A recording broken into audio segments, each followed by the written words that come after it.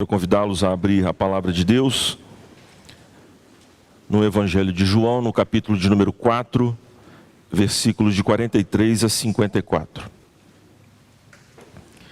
Eu farei a leitura, peço aos irmãos que estejam atentos, pois é um texto que nos apresenta algumas dificuldades e é de suma importância que desde a leitura nós estejamos bem atentos. Eu peço aos irmãos também que acompanhem o tom da leitura, porque o texto tem um tom e isso nos ajuda a entender a intenção do autor e, portanto, a doutrina que aqui o Senhor quer transmitir ao seu povo. João capítulo 4, versículo 43 a 54. Diz assim o texto. Depois daqueles 2 dias, ele partiu para a Galileia. O próprio Jesus tinha afirmado que nenhum profeta tem honra em sua própria terra. Quando chegou a Galileia, os galileus deram-lhe boas-vindas. Eles tinham visto tudo o que ele fizera em Jerusalém por ocasião da festa, pois também haviam estado lá. Mais uma vez ele visitou Caná da Galileia, onde tinha transformado água em vinho. E havia ali um oficial do rei, cujo filho estava doente em Cafarnaum. Quando ele ouviu falar que Jesus tinha chegado a Galileia, vindo da Judeia, procurou e suplicou-lhe que fosse curar seu filho, que estava à beira da morte. Disse-lhe Jesus: se vocês não virem sinais e maravilhas, nunca crerão. O oficial do rei disse: Senhor, vem, antes que o meu filho morra. Jesus respondeu: pode ir, o seu filho continuará vivo. O homem confiou na palavra de Jesus e partiu. Estando ele ainda a caminho, seus servos vieram ao seu encontro com notícias de que o menino estava vivo. Quando perguntou a que horas o seu filho tinha melhorado, eles lhe disseram: a febre o deixou ontem, à 1h da tarde. Então o pai constatou que aquela fora exatamente a hora em que Jesus lhe dissera: o seu filho continuará vivo. Assim, creram ele e todos os de sua casa. Esse foi o segundo sinal milagroso que Jesus realizou, depois que veio da Judeia para a Galileia. Oremos ainda mais uma vez. Deus Altíssimo, Pai de nosso Senhor e Salvador Jesus Cristo, Deus Santíssimo, Tu és perfeito, Tu és belo. Nós não temos, ó Deus, dignidade alguma em nós mesmos, senão aquela que o Senhor mesmo nos confere. Somos obra das Tuas mãos, feitos para expressar a própria divindade. Nós somos a imagem do Senhor. No entanto, ó Deus, nós muitas vezes nos esquecemos de que somos feitos para o Senhor e andamos por caminhos que não são do Senhor. Este texto que temos diante de nós, ó Deus, nos adverte quanto aos nossos caminhos errôneos, o modo como nos relacionamos com o Senhor através de Cristo Jesus, de uma maneira que lhe desagrada. Há talvez porventura aqueles que estão em nosso meio, ó Deus, que não experimentaram a regeneração poderosa dos seus corações. O Senhor o sabe. Nós te pedimos que com a Tua voz poderosa, a atuação gentil e eficaz do Teu Espírito Santo, o Senhor renove os corações abatidos, exorte, admoeste os corações altivos e regenere os corações de pedra.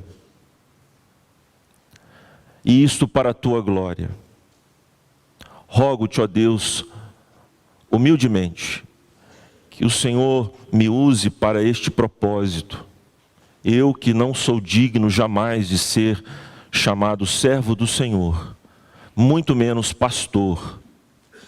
Contudo, confio de que a glória que pertence ao Senhor, ela há de ser revelada a nós, pelo brilho da tua palavra. E assim nós todos, completamente convencidos de que o Senhor é de fato quem diz ser,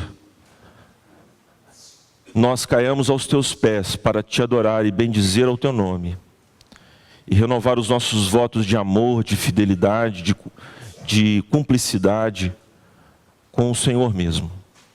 Nós oramos em nome de Cristo Jesus, agora e sempre. Amém.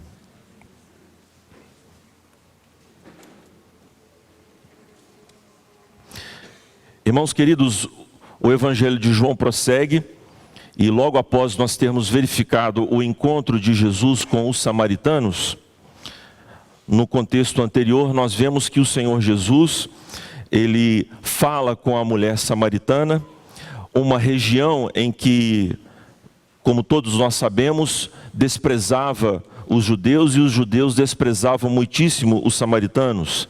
Eles eram judeus mestiços, uma vez que foram exilados para a Assíria. O reino do norte foi exilado para a Síria, e lá então um dos seus imperadores, para produzir domínio sobre aquele povo que fora exilado, fez com que eles se miscigenassem com os povos, com aqueles que compunham o império assírio. E o Senhor Jesus, no capítulo 4, eu peço aos irmãos que voltem comigo nesse texto, diz assim, no capítulo 4, versículo 4: era-lhe necessário passar por Samaria. Então, como temos visto, o Evangelho caminha com base em contrastes. O Senhor Jesus, no capítulo 3, recebeu a visita de Nicodemos, mas agora é ele que vai ao encontro de uma mulher.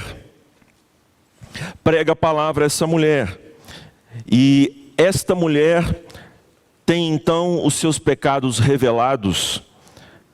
É curioso como que ela dá testemunho para aqueles que são os seus conterrâneos, de que Jesus desvendara os segredos dos seus corações. Então ela admitiu os seus pecados diante daqueles que eram seus compatriotas. E isso atraiu esses samaritanos para conversar com o Senhor Jesus, para ter uma conferência com ele. E nós temos o retrato desta colheita de Cristo Jesus sobre os samaritanos. Veja no versículo 39, muitos samaritanos daquela cidade creram nele por causa do seguinte testemunho dado pela mulher: ele me disse tudo o que eu tenho feito, prostituição. Assim, quando se aproximaram dele, os samaritanos insistiram em que ficasse com eles, e ele ficou 2 dias. E por causa da sua palavra, muitos outros creram. E disseram à mulher: agora cremos não somente por causa do que você disse, pois nós mesmos o ouvimos e sabemos que este é realmente o Salvador do mundo. Então Cristo Jesus é revelado aos samaritanos, abrindo as portas. Cristo abre as portas da aliança com Deus para estes samaritanos, e eles creem não simplesmente por conta de algum sinal produzido por Jesus, mas por causa da pregação de Cristo. Infelizmente, meus irmãos, este texto que nós acabamos de ler na NVI, há algumas ausências na edição feita pela Bíblia que geram uma certa dificuldade. Então eu quero reler o texto com os irmãos, depois de falar a respeito deste contexto, que é muito importante para o entendimento da passagem. Veja, no versículo 43, o versículo é introduzido por um mas. Mas, depois daqueles dias, ele partiu para a Galileia, no versículo 44, porque o próprio Jesus tinha afirmado que nenhum profeta tem honra em sua própria terra. Terra aí é a palavra patris, de onde temos a palavra pátria, que tem a ver com a família. Uma família, como nós vimos no curso sobre o culto doméstico, tem a pátria no Novo Testamento, é uma família de famílias. Então está se referindo, obviamente, à Galileia. Que interessante. Jesus vai para a Galileia, é o que o texto está dizendo, porque ele precisa ser rejeitado lá.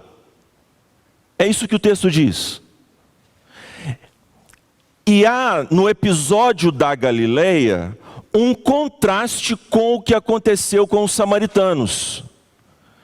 Se os samaritanos demonstraram uma fé sadia em Cristo Jesus, crendo nele por intermédio da palavra e crendo nele tal como ele é, Cristo Jesus ruma para a Galileia, a terra de judeus, para ser rejeitado, tal como nós vimos, por exemplo, irmãos, já no prólogo do Evangelho, no início do Evangelho, João, o evangelista, nos diz que ele veio para os seus, mas os seus não o receberam. Pastor, mas é engraçado, porque o versículo 45 diz que o povo da Galileia, a região norte, mestiça, um judaísmo precário, recebe Jesus com boas-vindas. Quando chegou no versículo 45, quando chegou a Galileia, os galileus deram-lhe boas-vindas. Eles tinham visto tudo o que ele fizera em Jerusalém por ocasião da festa da Páscoa, pois também havia estado lá. Ah, certo. Se os irmãos perceberam o tom da minha leitura, o que João está fazendo aqui, meus irmãos, é ironizando. Jesus precisa ir para a Galileia para ser rejeitado de uma forma que nós não desconfiamos, mas que é rejeição do mesmo jeito. Vá comigo, por favor, no capítulo de número 2, pois João se reporta ao episódio da passagem de Jesus em Jerusalém, quando ele purifica o templo, no versículo de número 23. Enquanto estava em Jerusalém na festa da Páscoa, muitos viram os sinais milagrosos que ele estava realizando e creram em seu nome. Mas Jesus não se confiava a eles. Então essa fé que João descreve não era uma fé que Jesus legitimou. Era uma fé espúria, contaminada. Mas Jesus não se confiava a eles, pois conhecia a todos. Não precisava que ninguém lhe desse testemunho a respeito do homem, pois ele bem sabia o que havia no homem. Então, irmãos, o que acontece na Galileia quando Jesus ruma para lá, e aqui o texto ironiza, é uma aceitação que é rejeição.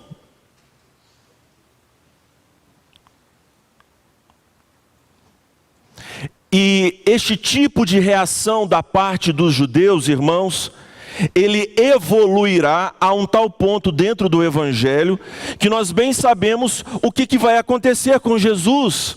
Ele será morto, crucificado, por esta gente,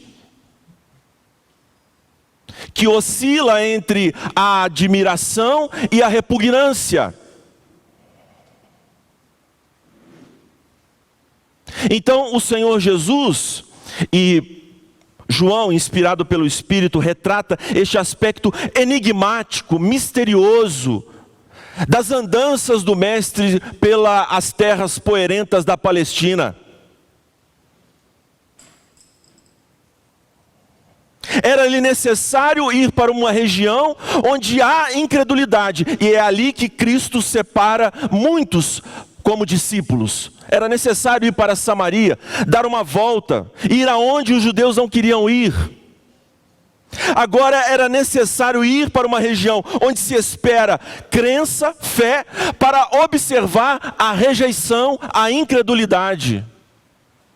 O Evangelho de João, retratando o nosso mestre. E ele diz mais no versículo 46, mais uma vez ele visitou Caná da Galileia, onde tinha transformado água em vinho. Quer dizer, um local onde um sinal portentoso, maravilhoso, excepcional, havia sido feito. E vem então alguém importante, um oficial do rei, Basílicos, o termo grego, que aqui foi traduzido como oficial do rei, é alguém, é um cortesão, alguém que está nas cortes, no caso propriamente dos governadores da Galileia. Você sabe que a Palestina foi dividida em regiões e havia um tetrarca, um governador, Herodes Antipas. E este homem, ele está presente na corte. Ele é alguém importante. E você sabe muito bem como nós somos suscetíveis, como nós somos influenciáveis, quando alguém importante nos interpela, quando alguém importante vem em nossa direção. Mas o Senhor Jesus não se deixa intimidar por esse tipo de pessoa. Quando ele ouviu falar que Jesus tinha chegado a Galileia, vindo da Judeia, procurou e suplicou-lhe que fosse curar seu filho, que estava à beira da morte. Irmãos, hoje nós com um paracetamol, eu peço licença aos médicos que me ouvem, mas nós podemos remover os efeitos preocupantes de uma febre, mas febre sempre preocupa. Mas vamos nos colocar no tempo aqui de Jesus. Uma pessoa em estado febril, evoluindo este quadro, causava muita apreensão, porque não havia um medicamento para conter esta fé e um diagnóstico mais aprofundado do que estava acontecendo. As pessoas eram tomadas, portanto, de desespero. A febre anunciava o que o texto nos diz: morte. E infelizmente o texto bíblico, a tradução em português, não nos mostra quem é este filho. Este filho não é um filho de mais de 20 anos. É um filhinho. O termo filho no grego é uma criança pequena, provavelmente uma criança de colo.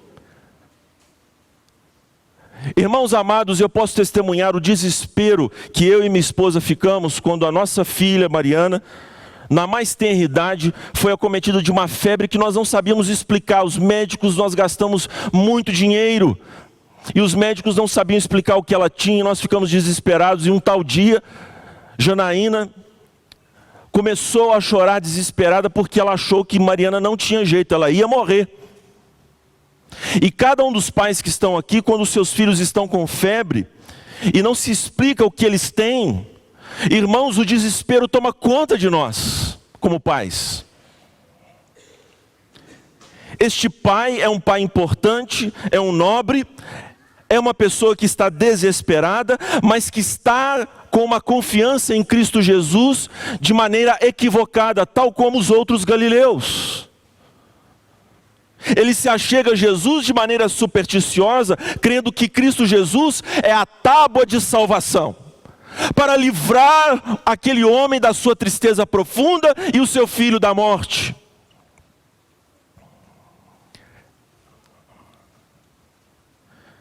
E assim como os galileus, você já reparou, irmãos, como as pessoas são? Quando Ayrton Senna vinha para o Brasil, as pessoas ficavam todas excitadas. Afinal de contas, ele é um brasileiro. E as pessoas diziam amar a Ayrton sem ter nunca travado uma conversa com o ídolo brasileiro.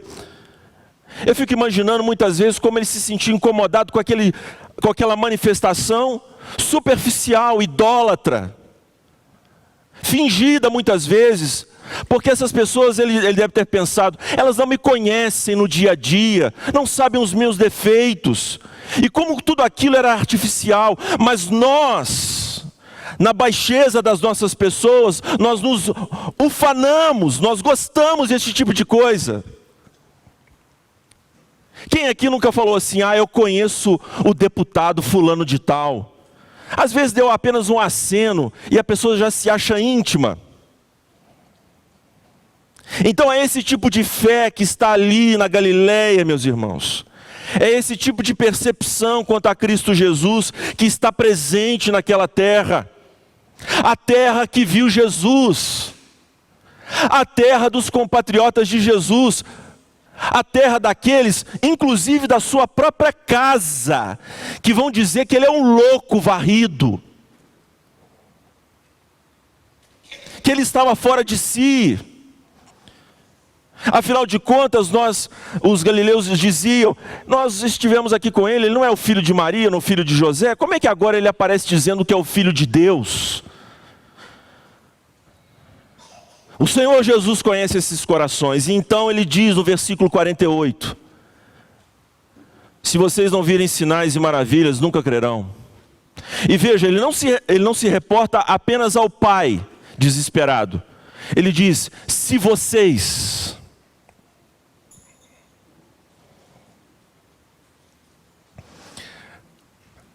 Eu sei que você e eu, nós gostamos muito, meus irmãos, de palavras doces.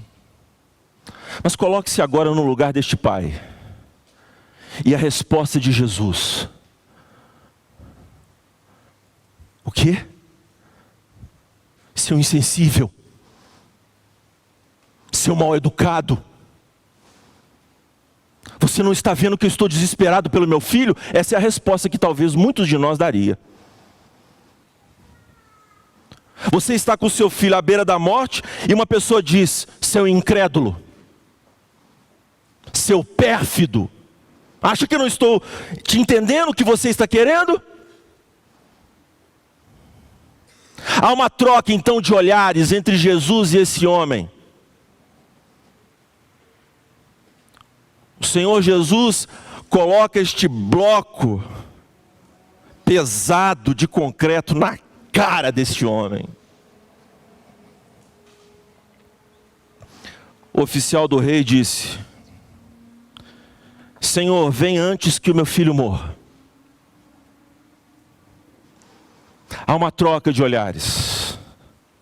Apesar da brutalidade de Jesus, esse homem insiste com Cristo. E aqui mais uma vez eu preciso dizer aos irmãos sobre a tradução. Eu prefiro a revista atualizada neste caso aqui. Jesus respondeu: vai, ou pode ir. É um imperativo. Jesus deu uma ordem para ele: vai. E Jesus não falou na terceira pessoa do discurso. Ele queria falar ao coração, então ele falou na segunda pessoa, que é o correto. O teu filho vive. Jesus não falou em termos futuros, ele falou no presente do indicativo, para demonstrar o seu poder. Esse recurso, meus irmãos, é muito usado no jornalismo. Por exemplo, quando nós vemos uma manchete, geralmente a manchete não está no futuro, embora possa falar de uma ação que vai acontecer no futuro. Ou, às vezes a manchete fala no presente, mas algo que aconteceu no passado. Ayrton Senna sofre terrível acidente, suponhamos. Já aconteceu, mas eles colocam no presente do indicativo para mostrar o quê? A atualidade e chamar a atenção do leitor. É um poder, é um recurso da linguagem. E é exatamente isso que Jesus faz aqui, mas para denotar o seu poder, o seu controle sobre a situação. O teu filho vive. Estando ele ainda a caminho, os seus servos vieram ao seu encontro com notícias de que o menino estava vivo. E aí então ele pergunta: mas a que horas? E então, de acordo com a resposta, a palavra de Cristo que viajou e a fé deste homem que se revelou tão tosca, começa a se modificar no meio deste caminho, e quando ele pergunta para essas pessoas o que aconteceu, algo maravilhoso acontece com ele e a sua casa. Assim creram ele e todos os de sua casa. O texto bíblico, meus irmãos, o texto grego deixa claro que eles creram de forma saudável. Creram em Jesus, na sua pessoa. Diz o texto no versículo 54, esse foi o segundo sinal milagroso. Pastor, mas João mesmo diz, o senhor acabou de ler hoje na pregação, que vários sinais foram feitos por Jesus lá em Jerusalém. O que ele quer dizer, afinal de contas, João? Esse foi o segundo sinal milagroso. Ele apenas detecta que este sinal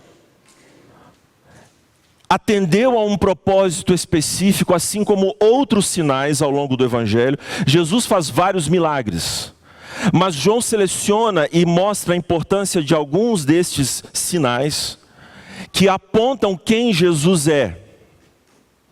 Esse foi mais um sinal, portanto, para os irmãos entenderem, que ocorre em Caná da Galileia, que Jesus realizou. Que sinal é esse?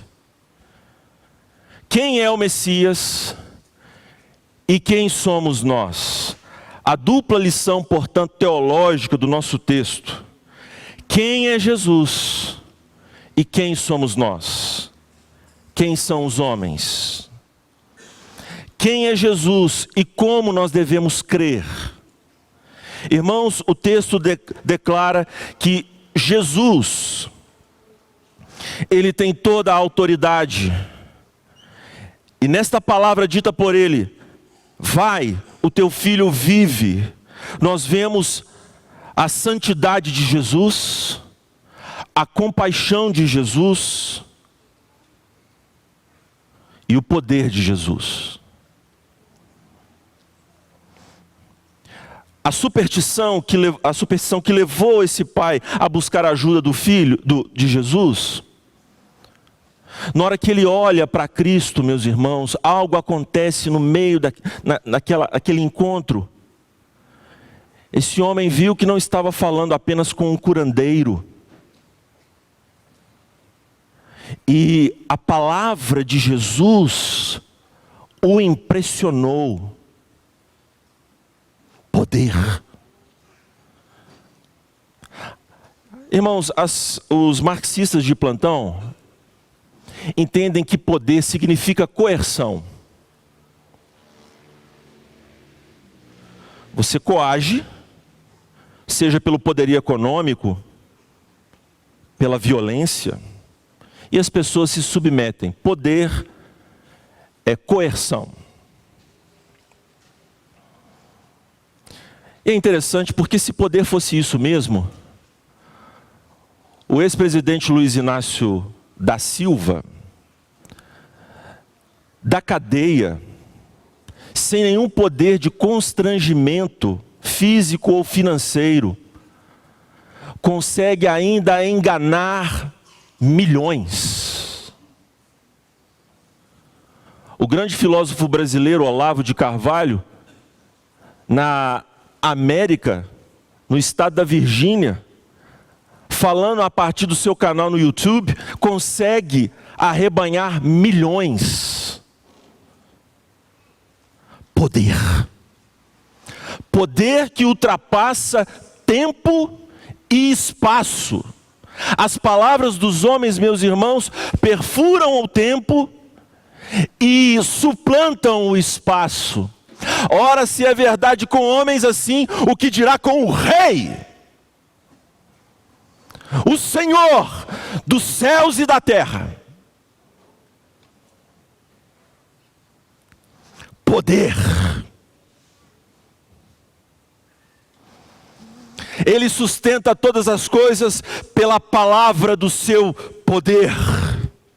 Ele envia a sua palavra e os homens são criados. Ele envia a sua palavra e, como lemos na liturgia, os homens são curados. Quem é este Jesus que está diante do basilicós, do oficial? É Deus. O Deus que cura.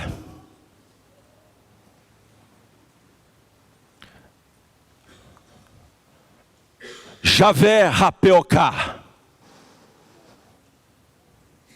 O Deus que cura.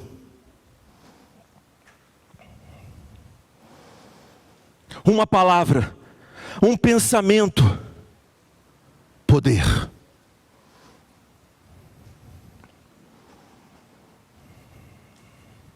Ali não estava, meus irmãos, apenas alguém para que as pessoas se relacionassem com ela de uma maneira superficial, como os galileus queriam.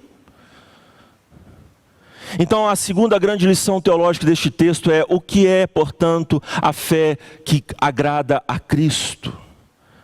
Essa fé, meus irmãos, veja, o fato de que Jesus vai para a Galileia, num campo de incredulidade, incredulidade disfarçada, de credulidade, de fé.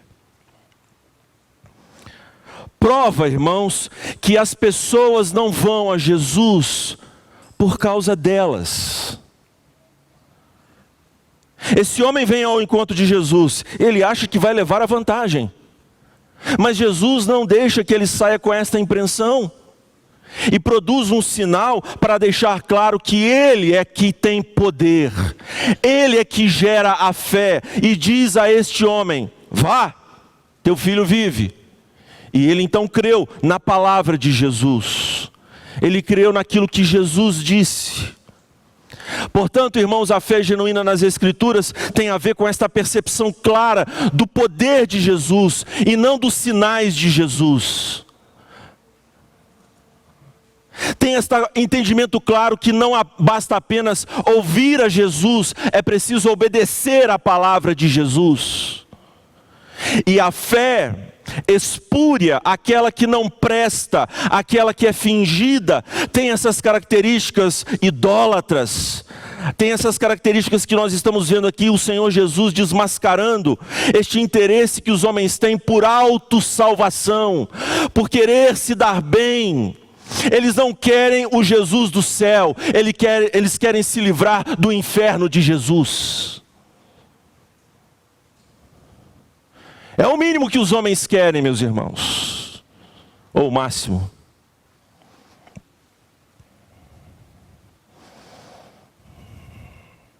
As pessoas querem se vangloriar das outras, orgulharem-se nelas, por causa dos seus feitos. Você se lembra que o apóstolo Paulo, meus irmãos, falou com os Gálatas, com os Filipenses, com os Tessalonicenses, porque muitos falsos se intrometiam no meio do povo de Deus, apenas para criar partidos, e assim se vangloriarem nos próprios irmãos, não porque eles têm zelo por Jesus, não porque eles amam a Cristo Jesus, mas porque eles querem tirar partido, vantagem, através de Jesus. Irmãos, esta fé é uma idolatria miserável. É algo terrível que vai em nosso coração muitas vezes. Nós procuramos a Jesus não por aquilo que Ele é, mas por aquilo que Ele pode nos dar.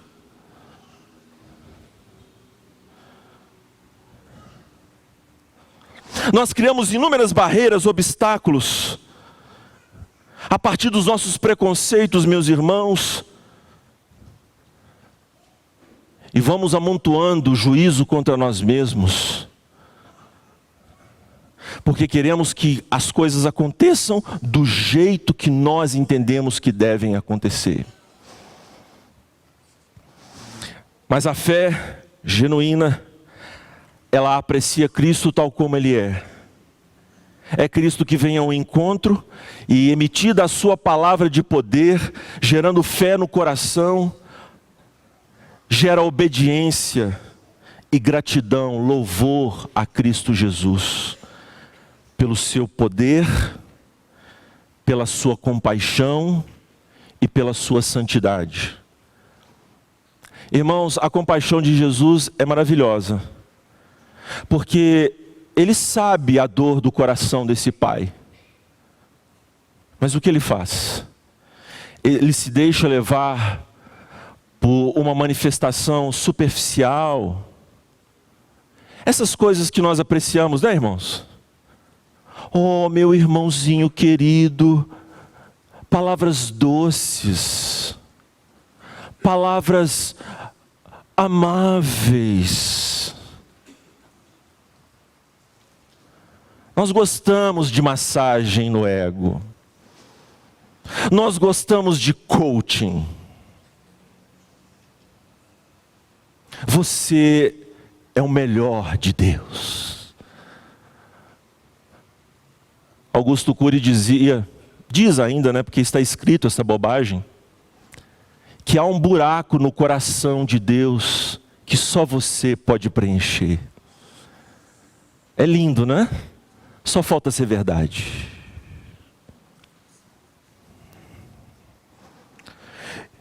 E alguns dos discípulos poderiam falar assim, né? Dar uma cutucada em Jesus. Mestre, que isso, mestre? Esse rapaz é conhecido nosso, ele frequenta as cortes reais. Olha lá, mestre, cuidado. Irmãos, não é assim que Jesus quer. Pastor, então o certo no tratamento cristão é nós sermos grosseiros, pessoas ásperas. Não, meu caro. Há momentos que a aspereza cai bem, há momentos que a docilidade cai bem. A sabedoria, de acordo com a palavra de Deus, vai nos guiar. Mas o que nós não podemos, meus irmãos, é cair neste tipo de idolatria. De nos aproximarmos de Jesus, querendo apenas as suas benesses, mas querendo, de fato, o Senhor Jesus Cristo. Esse foi o segundo sinal. Sinal este que apontava para Jesus como Deus que cura, que tem poder pela sua palavra para produzir sinais e maravilhas, por aquilo que Ele é. Alguns pastores reformados, meus irmãos, ainda aplicando a palavra, essa é a última aplicação que faço. Alguns pastores reformados pregam textos sobre milagres contra os milagres. Tal é o desejo de mostrar que nós cremos na suficiência da Escritura e que os antigos modos de Deus falar e agir cessaram, que eles acabam se amedrontados com os milagres. De fato, meus irmãos, o dom de cura, esta autoridade aqui revelada por Jesus, cessou. É o meu crer. Isto, em outra ocasião, nós podemos tratar de forma mais pormenorizada. Mas eu ainda creio firmemente que Deus ouve a oração do seu povo e que Ele ainda opera milagres, sim, atendendo providencialmente às orações dos santos. Então, amada e amado irmão que estão aqui hoje, João também quer que nós confiemos neste Deus que cura. Nós temos que chamar os presbíteros, confessar pecados e fazer a oração, a fim de que esses irmãos recebam cura. Podemos fazer.